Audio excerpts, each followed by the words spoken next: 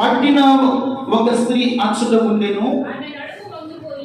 ఆమె నడుము వంగిపోయి ఎంత మాత్రము చక్కగా నిలవబడలేక ఉండెను. మరలా చదువుకున్నాం. 18 ఏళ్ల నుండి బలహీనపరచు దయ్యము పట్టిన ఒక స్త్రీ అచ్చట ఉండెను. ఆమె నడుము వంగిపోయి ఎంత మాత్రము చక్కగా నిలవబడలేక ఉండేను. చిన్న ప్రార్థన. పరిశుద్ధుడైన తండ్రి, చదివిన వాక్యము ద్వారా మాతో మీరు మాట్లాడి నీ బిడ్డలతో బలపరిచి నీ లేఖనాల్లో ఉన్న సారాంశాన్ని మాకు బోధించమని యేసు నామమున అడుగుచున్నాము తండ్రి. ఆమేన్. హల్లెలూయా. ఎవరు కూడా మాట్లాడకూడదు, అటు తిరగకూడదు. దేవుని సన్నిధిలో మీ మనస్సు, మీ ఆలోచన కేంద్రీకృతం చేసి దేవుని వాక్యం మీద మనస్సు ఉండుగాక. దేని మీద ఉండాలి? మీ మనసు అంతా దేవుని వాక్యం మీద ఉండాలి. నా వైపు చూస్తూ దేవుని వాక్యం చూడండి. మనం చదువుకున్నటువంటి లేఖన భాగంలో యేసుక్రీస్తు ప్రభుల వారు ఆయన భూమి మీద ఉన్నటువంటి దినాలలో, ఎక్కడున్నప్పుడు దినాలలో, ఆయన భూమి మీద సంచరిస్తున్నటువంటి దినాలలో ఆయన విశ్రాంతి దినమున సమాజ మందిరములోకి వెళ్ళాడు. ఎక్కడికి వెళ్ళాడండి? సమాజ మందిరములో దేవుని వాక్యాన్ని బోధిస్తూ ఉండగా ఆ విశ్రాంతి దినమున ఇదిగో నడుమొంగిపోయిన ఒక స్త్రీ, ఎన్ని సంవత్సరాల నుండి? 18 ఏళ్ల నుండి దయ్యము చేత బలహీనపరచబడుతూ దయ్యము పట్టినటువంటి ఒక స్త్రీ అచ్చట ఉండేను అన్నట్టు. ఎక్కడుందంట? అక్కడ సమాజ మందిరములో ఆమె ఉంది. ఆమెకి ఏం పెట్టిందంట? దయ్యము పట్టింది. అది ఎటువంటిది? బలహీనమైనటువంటి దయ్యం. నడుమొంగిపోయిన వారు ఎలా ఉంటారు? ఆమె తల ఎత్తి పైకు చూడలేదు,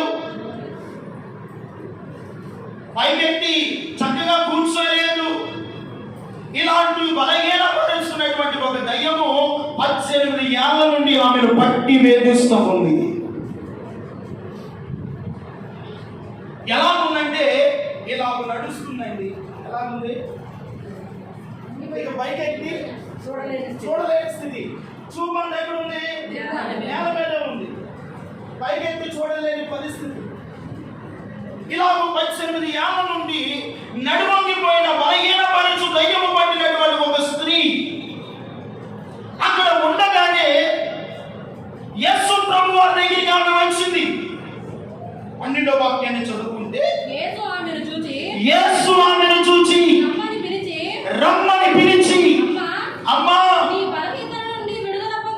నీ బలహీనత నుండి విడుదల పొంది ఉన్నావు ఆమెతో చెప్పి ఆమె మీద చేతులు ఉంచగానే ఆమె చక్కగా నిలవబడి దేవుని మహిమపరచను. గట్టిగా హల్లెలూయా చెప్పండి. హల్లెలూయా. ఆమె మీద యేసయ్య ఏముంచాడంట? చేతులు ఉంచగా. ఏముంచాడు ఆమె మీద? చేతులు ఉంచగా ఆమె లేచి చక్కగా నిలువబడి ఎవరిని మహిమపరిచిందంట? దేవునిని మహిమపరిచింది. ఎవరిని మహిమపరుస్తుంది? దేవుని మహిమపరుస్తుంది. దేవుని బిడ్డలారా, పైకెత్తి చూడలేని స్థితి, నేల చూపుతో చూస్తున్నటువంటి పరిస్థితి, నడిమొంగిపోయినటువంటి స్త్రీ, 18 ఏళ్ల నుండి బలహీనపరుస్తున్నటువంటి దురాత్మ,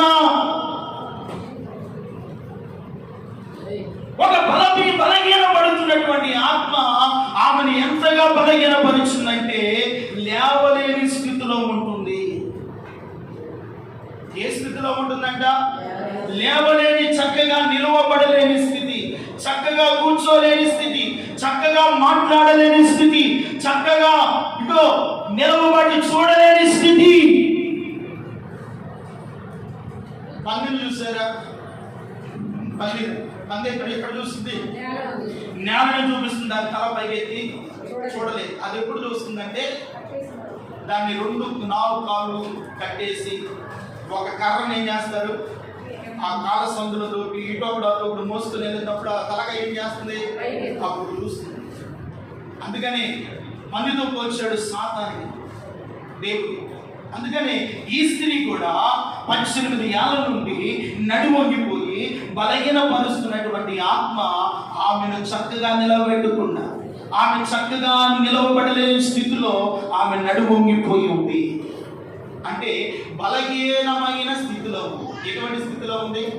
బలహీనమైన స్థితి. మన వాక్య అంశం ఏంటంటే బలహీనమైన వాటిని మనం జీవితాలు ఏం చేసుకోవాలి?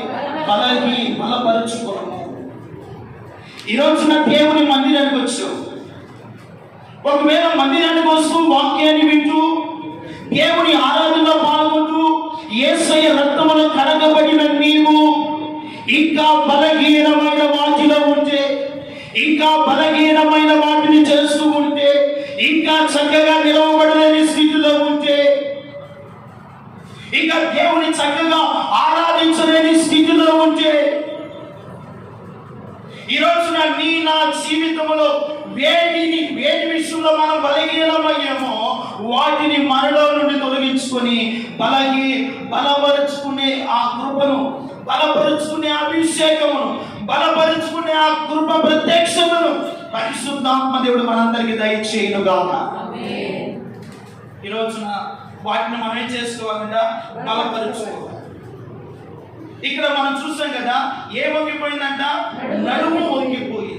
నడుము అనగా మనస్సుకు సాదృశ్యం. దేనికి? మనస్సు. పేతురు రాసిన మొదటి పత్రిక 1వ అధ్యాయము 13వ వాక్యాన్ని చదువుకుంటే,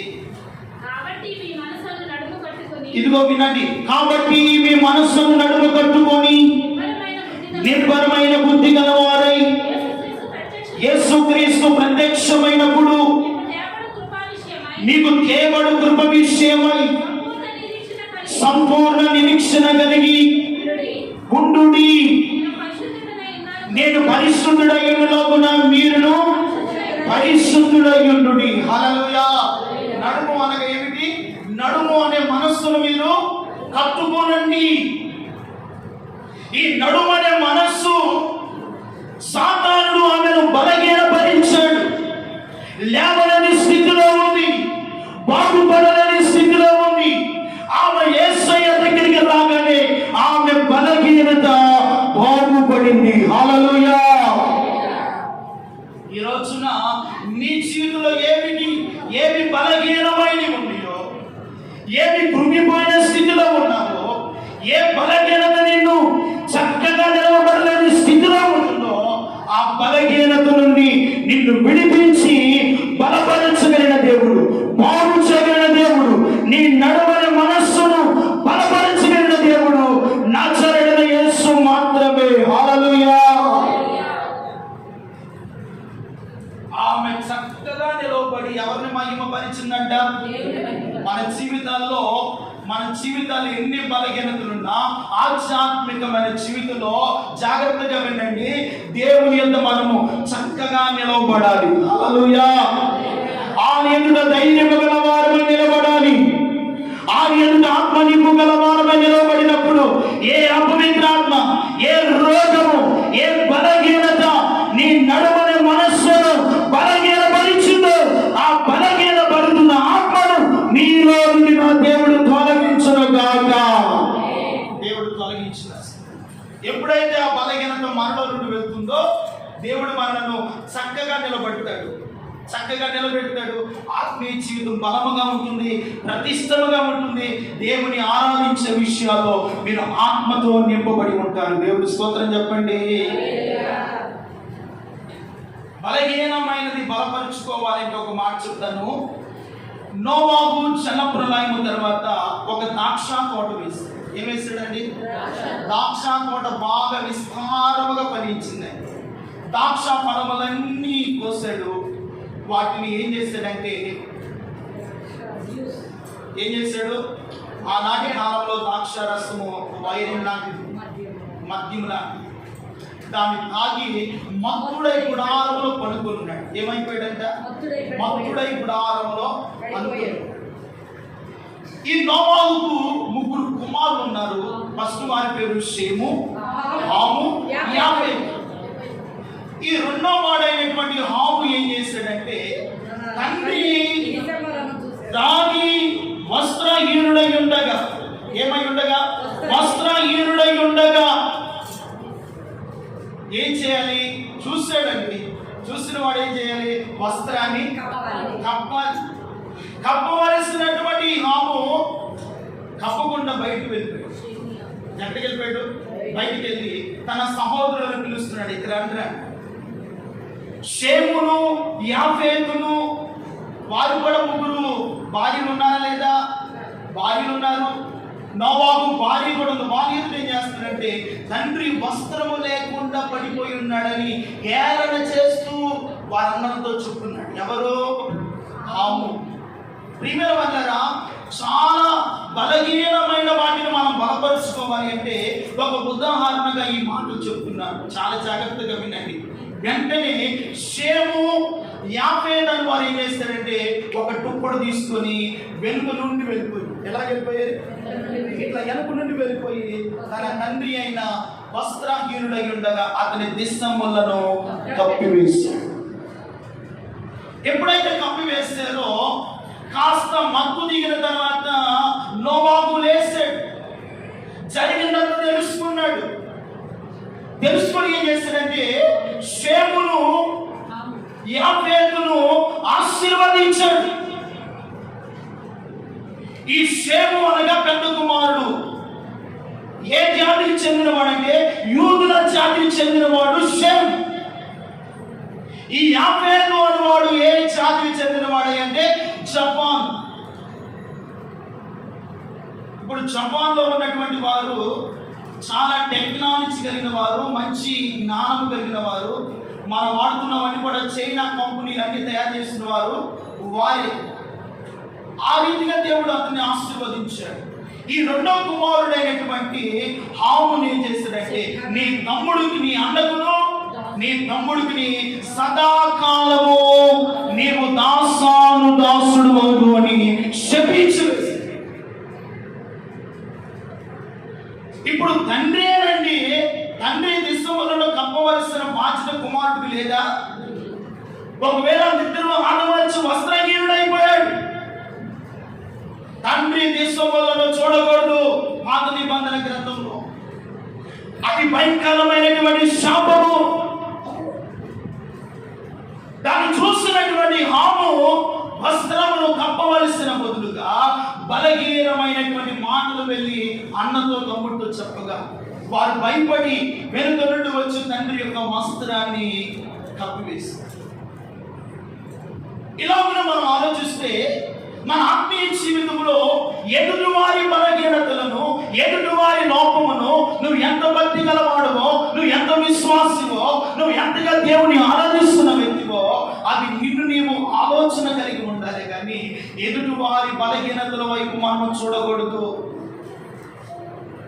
ఎదుటివారి బలహీనతలు బట్టి తండ్రి అయిన దేవుడు అనేవాడు ఒక ఆయన ఉన్నాడు. ఆయన ఈ దేహములో ధరించిన ప్రతి వాటిని బట్టి ఆయన ఏముంది? తీర్పు ఉంది.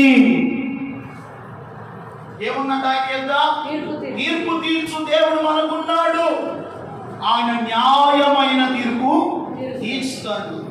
కాబట్టి ప్రియమైన వాళ్ళారా, ఇదిగో ఇలాంటి బలహీనమైన వాటిని మనలో ఉండకుండా మన ఆత్మీయ జీవితము దినదినము ఆధ్యాత్మికంగా మనము బలపరుచుకోవాలి. దేవునికి మహిమ కలుగునుగా.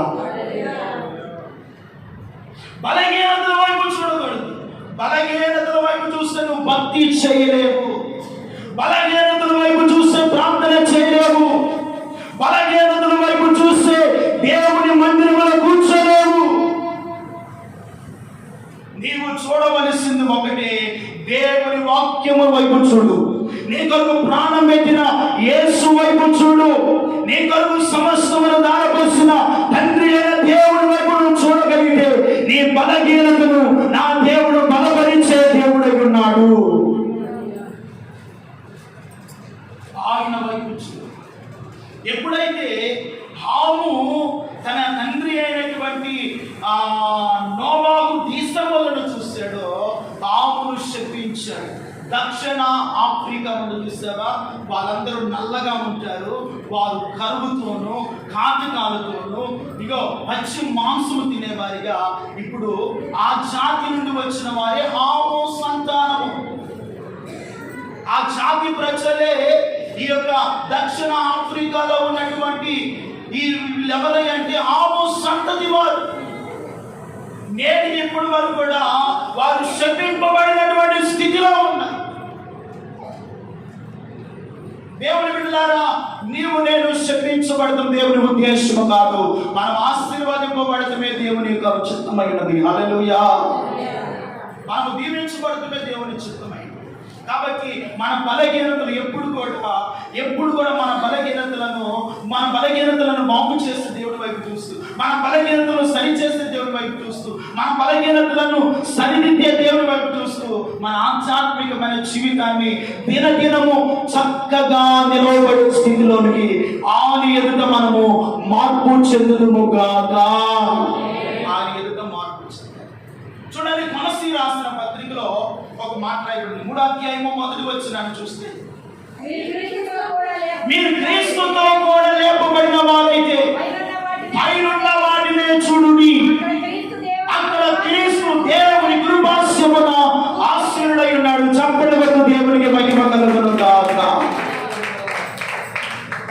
ఎవరంట?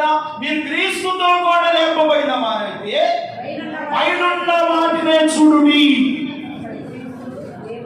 ఇప్పుడు ఈమె పైకి చూడలేని స్థితిలో ఉంది. భూ సంబంధమైన వాటిని చూస్తున్నటువంటి స్థితిలో ఉంది. మనం ఎవరో తెలుసా? మనం ఎవరమంట? పర సంబంధమైన వారము. హల్లెలూయా. ఎవరమంట మనము? పర సంబంధమైన వారము. మన దేవుడు ఎటువంటి వాడు? పర సంబంధమైనటువంటి తండ్రి. మన కొరకు రక్తము కాల్చిన వాడు, మన కొరకు సిలువను సహించిన వాడు, మన కొరకు సమస్యలను దారపోసిన వాడు, మన తండ్రి అయిన దేవుడు మన కొరకు ఒక స్థలమును సిద్ధపరిచిన వాడు.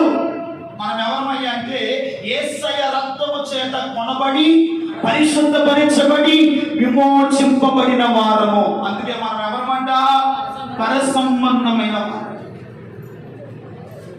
ఈ అపవిత్రాత్మ భూ సంబంధమైన వాటిని చూస్తానికి ఆమె నడుమును ఏం చేస్తుందంట?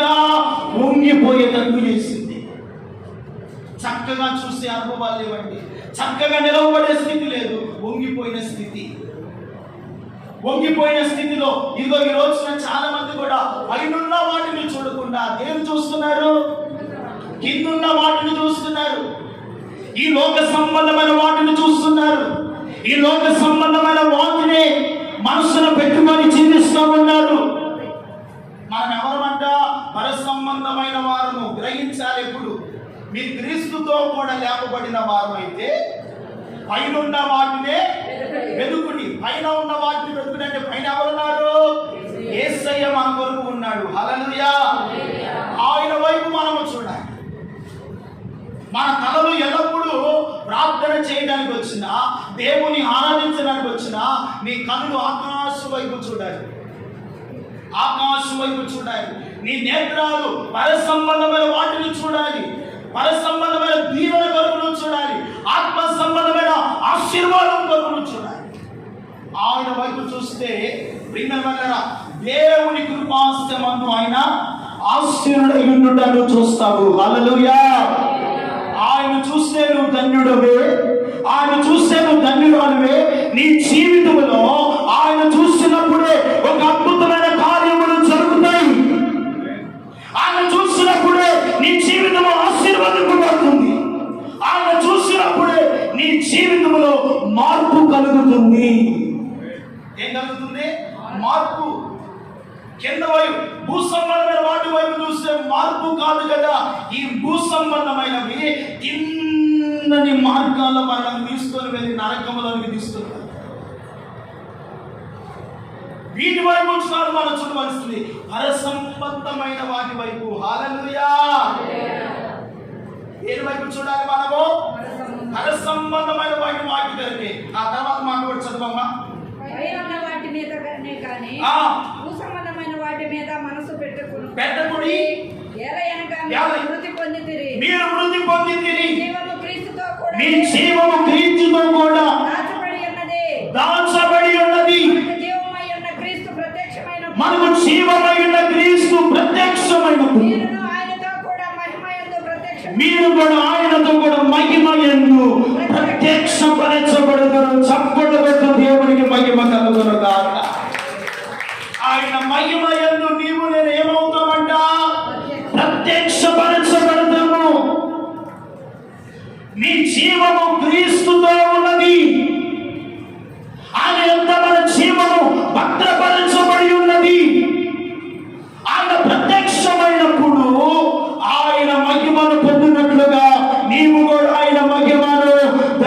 తప్పించుకొనిన వాడు అయి ఉంటావు. హల్లెలూయా.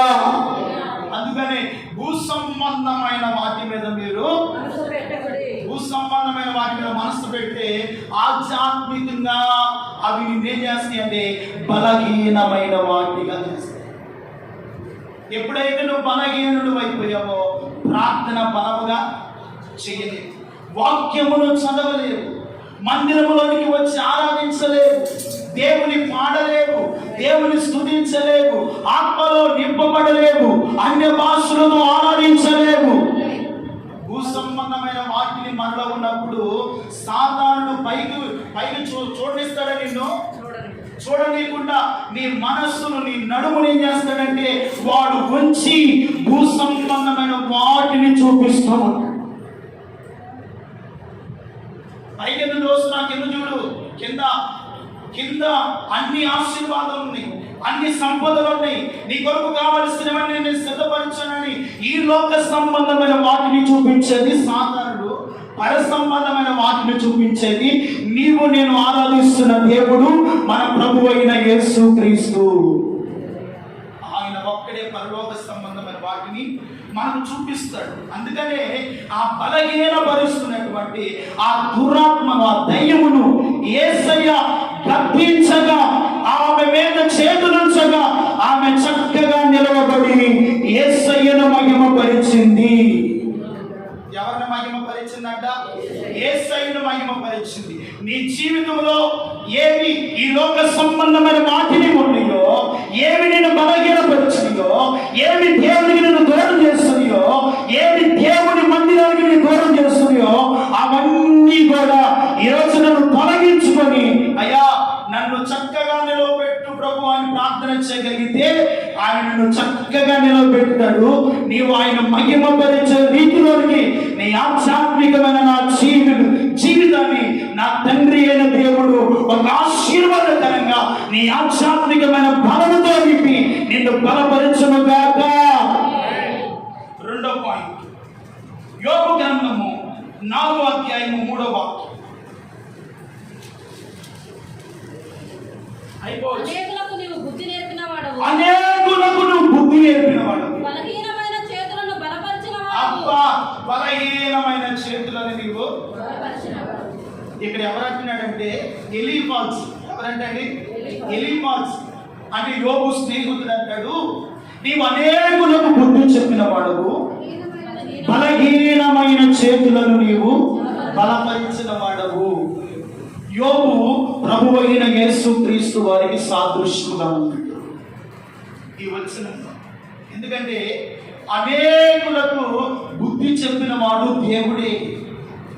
అనేకులు బలహీనమైన చేతులు కలిగి ఉండగా వారిని ఏం చేశాడంటే ఆయన బలపరిచేది. దేవుడు మనకిచ్చినటువంటి ఈ రెండు చేతులు చాలా బలమైనవి. ఈ చేతులతో దేవునికి ఇష్టమైన పనులు చేయాలి. ఏం చేయాలంటే కలవైపు నా వైపు చూడండి. ఏం చేయాలి? దేవునికి ఇష్టమైన పనులు చేయాలి. అప్పుడు బలహీనమైన చేతులు ఆయన ఏం చేస్తాడంట? బలపరుస్తాడు. ఒకవేళ నీ చేతులు బలహీనమైనగా ఉన్నాయి అనే సాదృశ్యము ఎలా మీకు అర్థమైందంటే చూడండి, యెషయా గ్రంథము 1వ అధ్యాయము 15వ వాక్యాన్ని చదవండి. మీరు మీ చేతులు చాపినప్పుడు మిమ్మల్ని చూడగా నా కనులు కప్పుకొందును. మీరు బహుగా ప్రార్థన చేసినను నేను వినను. మీ చేతులు రక్తముతో కాబట్టి చూడండి, చేతులు దేనితో నిండి ఉన్నాయంట? రక్తముతో నిండి ఉన్నవి. అందుకనే మన చేతులు ఎటువంటివి అంటే బలహీనమైన చేతులు, అపవిత్రమైన చేతులు. మరి బలహీనమైన చేతులను యేసయ్య బలపరచాలని ఇష్టపడుతున్నాడు. హల్లెలూయా. అందుకనే మీరు చేతులు చాపినప్పుడు నేను చూడకుండా కన్నులు అంటే ఈ చేతులు, ఈ కుడి చెయ్య చాలా జాగ్రత్తగా, ఈ కుడి చెయ్య మేలైన వాటిని చేయమని చెప్తుంది. చేయకపోవడం ఏమిటి? బలహీనమైనది. ఎడమ చెయ్య నువ్వు పాపం చేస్తున్నావు, ఇది పాపమని నేను హెచ్చరిస్తున్నా, తిరిగి నువ్వు పాపం చేస్తున్నావంటే చేతిని ఏం చేస్తున్నావు?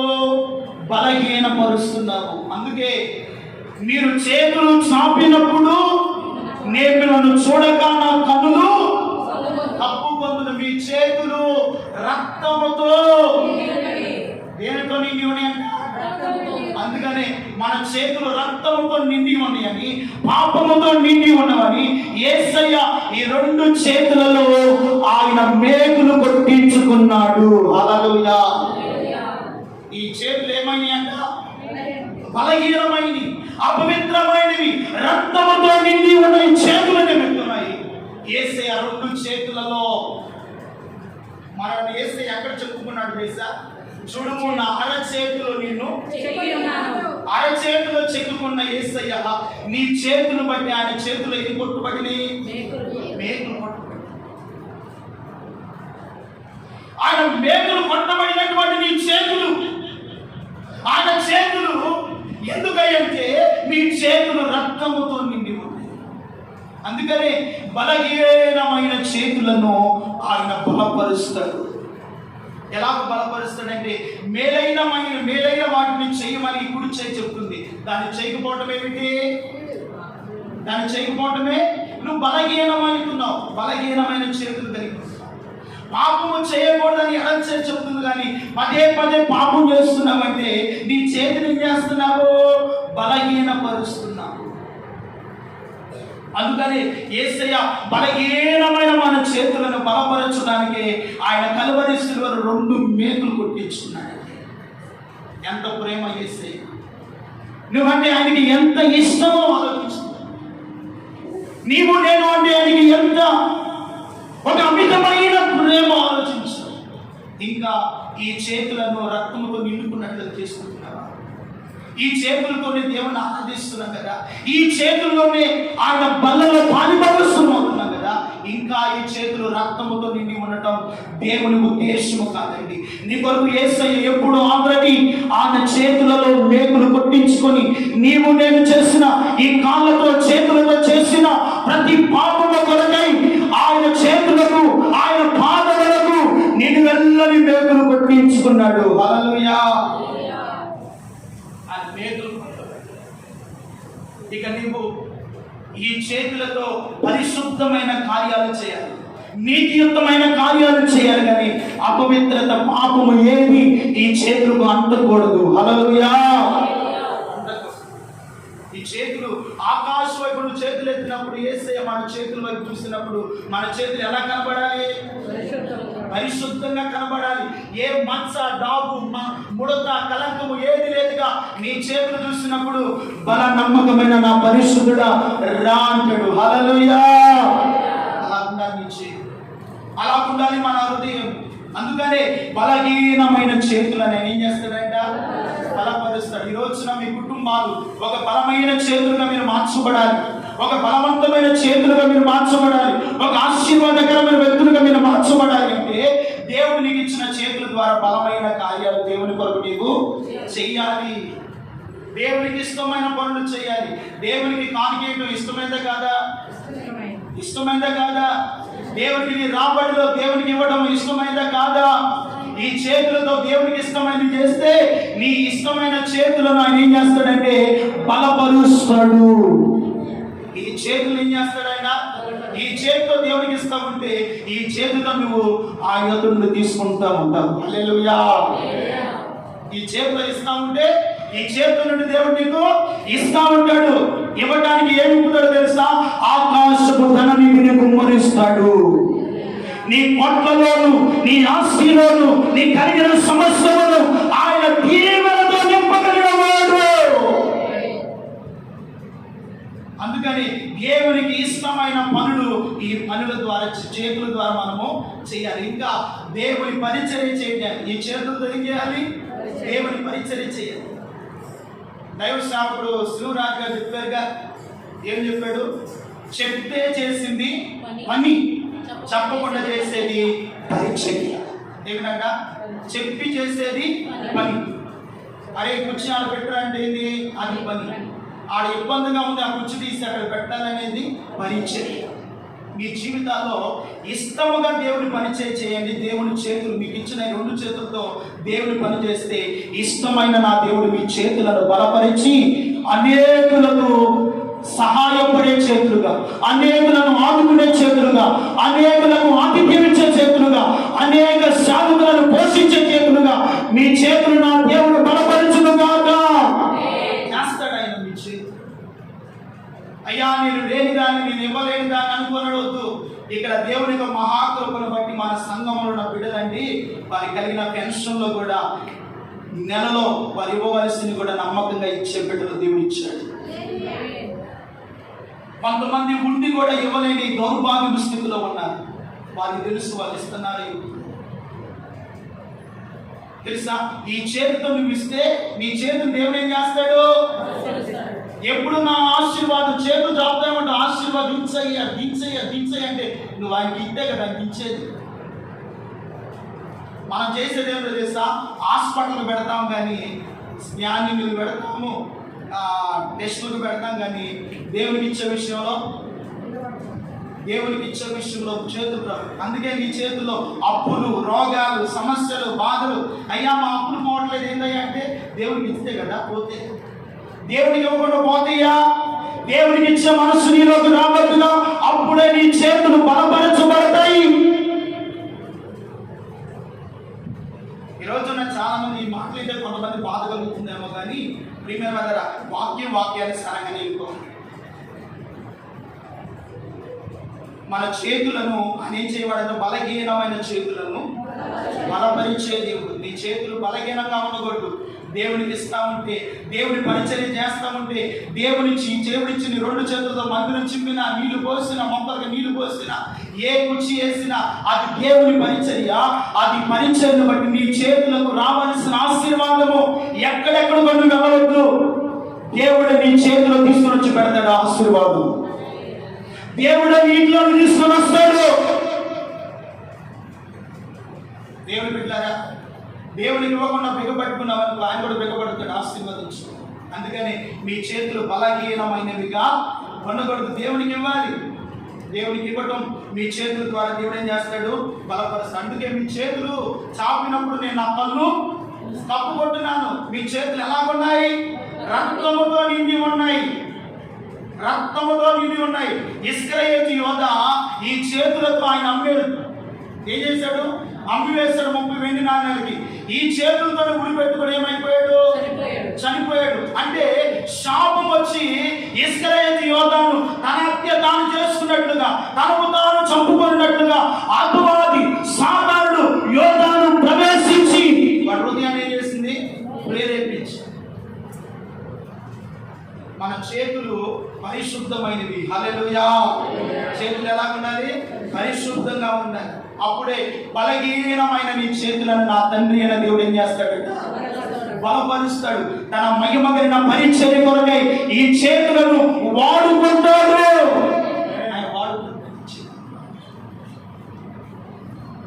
కాబట్టి ప్రియమైన 3వ పాయింట్ చెప్పి నేను ముగిస్తాను. యెషయా గ్రంథం 1వ అధ్యాయం 5వ వచనం. నిత్యము తిరుగుబాటు చేతు నీ వేళ పట్టబడుతున్నావు. ఇది వినండి, చాలు. నిత్యము నీవు తిరుగుబాటు చేస్తూ నీ వేళ ఈరోజు మీరు పట్టబడుతున్నారు. రోగముల చేత పట్టబడుతున్నారు, సమస్యల చేత పట్టబడుతున్నారు. వినండి. దేని చేత? రోగముల చేతను, సమస్యల చేతను, బాధల చేతను పట్టబడుతున్నావంటే నీలో ఏముందంటున్నావు? నిత్యము వారు నా మీద తిరుగుబాటు. దేవుని వాక్యానికి తిరుగుబాటు మనసు, దేవుని మాటలకు తిరుగుబాటు. అందుకని నిత్యం నువ్వేం చేస్తున్నావు? కొట్టబడుతున్నావు. సమస్యలకు, బలహీనతలకు, రోగాలు, అప్పులు, బలహీనతలు, ఎన్నో శోధనలకు నువ్వు కొట్టబడుతూ ఉన్నావు. కొట్టబడుతూ నిన్నేం చేస్తున్నాయంటే సాతానుడు, చూడండి ఆ తర్వాత వచ్చిన ప్రతి వాడి నడినెత్తి మొదలుకొని వ్యాధి కలిగి ఉన్నాడు. బలహీనమైన అధికారం మొదలు తల వరకు స్వస్థత కొంచెమైన.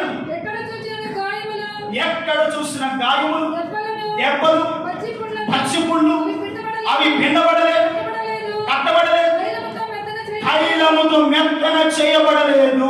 ఎక్కడ చూసినా మీరు చేతులు ఎత్తి చెప్పండి, నేను ఆరోగ్యకరంగా ఉన్నానని. ఒక్కడికైనా ఉందా? ప్రతి వాడి నడినెత్తి మొదలుకొని అది కాలు వరకు స్వస్థత కొంచెమైనను లేదు. ప్రతి వాని గుండె ఏమవుతుందంట? బలహీనమవుతుంది. చిన్నపిల్లలకు దేవుడు ఆయుష్ ఎక్కడ పెట్టాడంటే ఈ తలలో ఇప్పుడు కొంటుండి తెలుసా? పుట్టిన పిల్లలకి ఏముండదు ఆయుష్. ఇక్కడ నుండి ప్రతి వాని తననెత్తు నుండి ఈ అవయవాలన్నిటికీ దేవుడు ఆయుష్ పోసాడు. దేవుడు స్తోత్రం చెప్పండి. ఏం పోసాడండి? ఆయుష్ పోసాడు. ఇప్పుడు దేవుడు ఇచ్చిన ఆయుష్ తగ్గిపోతూ ఉంది. ప్రతి వాని గుండె ఏమవుతుందంట? బలహీనమవుతుంది. ఎక్కడ చూసిన దెబ్బలు, గాయాలు, పచ్చిముళ్ళు, అవి పిండబడలేదు, కట్టబడలేదు, తైలముతో మెత్తన చేయబడలేదు. ప్రతి వాని జీవితంలో బలహీనత. ఎందుకంటే కొన్నిసార్లు దేవునికి మనం తిరుగుబాటు చేస్తాం.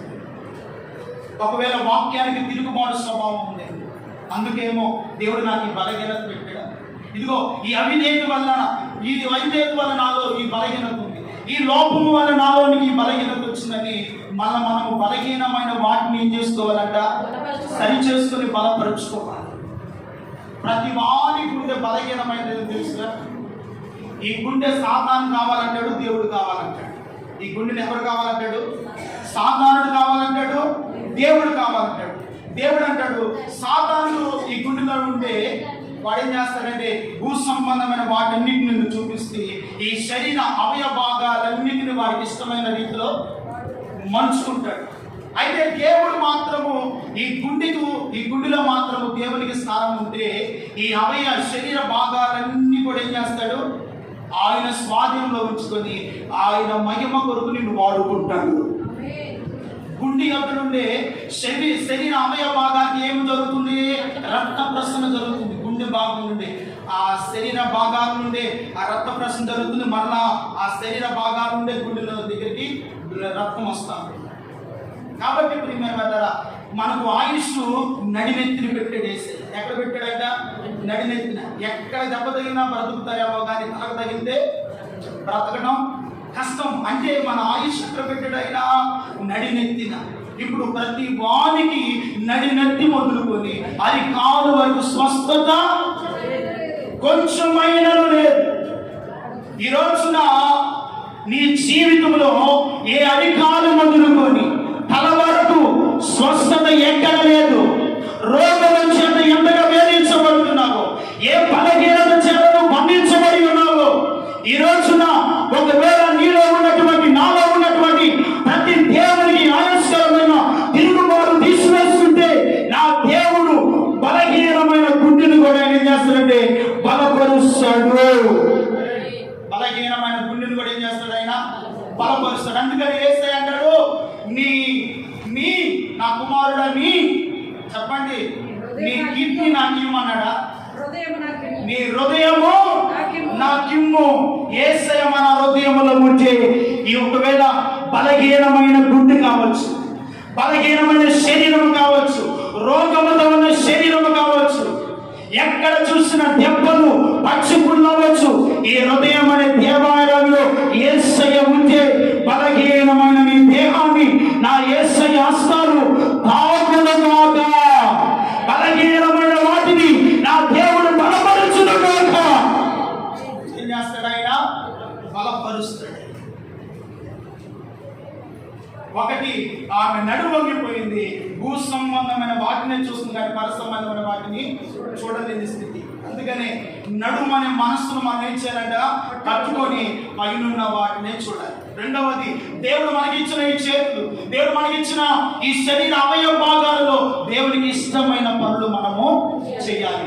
మూడవదిగా ఆయన అంటాడు మనలో ఉన్నటువంటి దేవునికి ఆయాస్కరమైన తిరుగుబాటు ఉంటే వాటిని తీసుకువేస్తుంటే ప్రతి వాని నడినెత్తి నుండి అరికాల వరకు స్వస్థత ఎక్కడ లేదు, నా దేవుడు అక్కడ నిన్ను స్వస్థతతో నింపుతాడు, ఆరోగ్యముతో నింపుతాడు, ఆయుష్కాలముతో నింపుతాడు, దీర్ఘాయువుతో దేవుడు నింపుతాడు.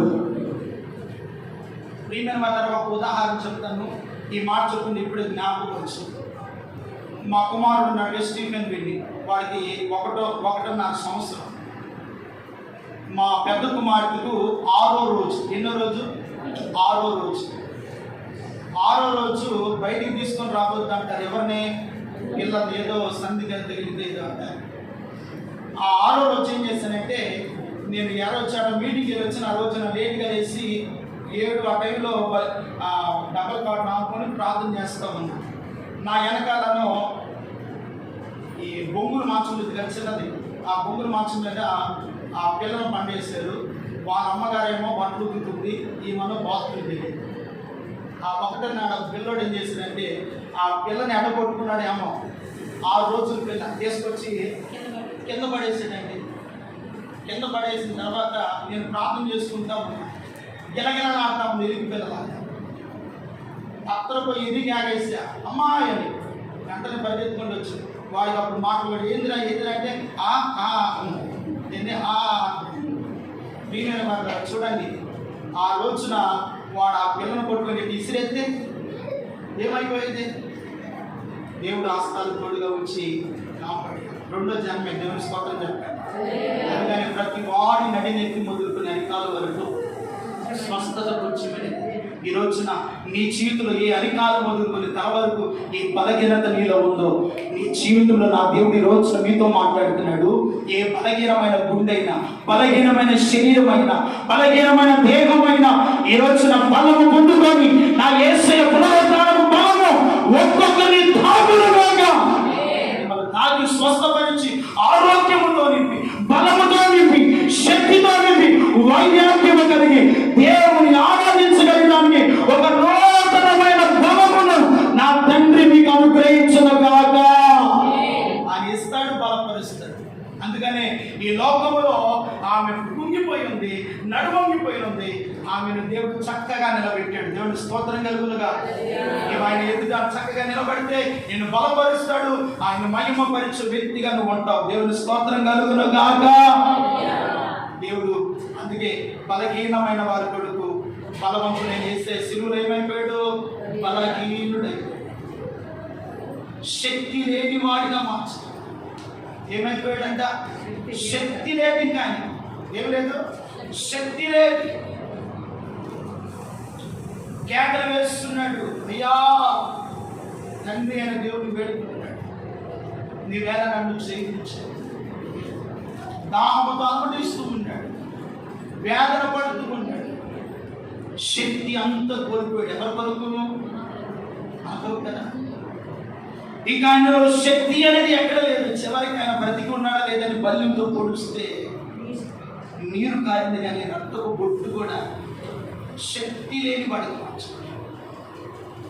ఆ శక్తి లేని నిన్ను నన్ను ఆయన ఎదుట శక్తిమంతులుగా నిలబెట్టాలని, ఆయన ఎదుట బలవంతులుగా నిలబెట్టాలని, బలహీనమైన మన శరీరములను ఆయన సమరూపముగా మార్చాలని యేసయ్య నీ కొరకు నా కొరకు 2024 సంవత్సరాల క్రితమే ఆ కల్వరి కొండ మీద బలహీనమైన దేహముతో ఉన్నటువంటి దేవుడు నిన్ను బలపరచడానికి తన దేహాన్ని అప్పగించాడు. అందుకని నా శరీరము తిని నా రక్తము త్రాగిన వాడు జీవమును పొందుకుంటాడు. ఏం పొందుకుంటాడంట? ఒకవేళ ఈ రోజున బలహీనుడుగా ఉండొచ్చు, జీవము లేనివాడుగా ఉండొచ్చు, అలస్తూ ఉండకూడదు. ఈ రోజున ప్రభు శరీర రక్తమాంసములో మీరు పాలి భాగస్సులు అవ్వటం వెంటనే దేవుని జీవము మిమ్మల్ని తాగునుగాక. దేవుని జీవం మీలోనికి వస్తుంది. దేవుని జీవము చేత నడిపించబడుతూ పైనున్న వాటిని ఎదుగుతూ ఆయన ఎదుట మహిమ కలిగిన రాకడలో ఆయన ఎదుట నిలబడగలిగిన, ఆయన ఎదుట కూర్చుండగలిగిన, ఆయన ఎదుట ఉన్నతమైన మహిమను అనుభవించే వారుగా పరిశుద్ధాత్మ దేవుడు మనందరిని ఆయత్తపరిచి నడిపించును గాక. తలవంచని ప్రార్థన చేస్తాం.